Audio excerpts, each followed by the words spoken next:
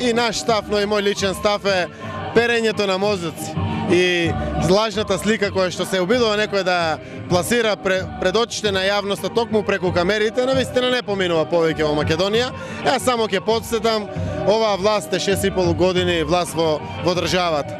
Социјалдемократскиот сојуз со тоа е 6,5 години во дебела опозиција. Да протестирате после 6,5 години пред опозициона партија навистина е далеку од паметта, но она кое што е сериозно и сакам како сериозно да го кажам во овој наврат е законот. Апсолутно знаат сите зошто не беше поддржан од страна на Социјалдемократскиот сојуз.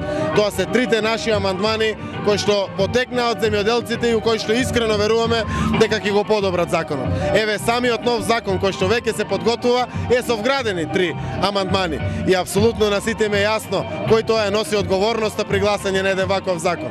Владеачките партнери не можеле да се договорат за изгласувањето на еден закон и сега се алоцира вината кај опозицијата, навистина премногу ниско и дрско од страна на владеачката ВМРО ДПМН.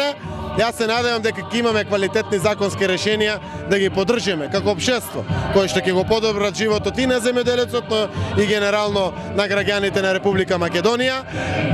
Модалитетите кои што при самото гласање беа на показ на јавноста.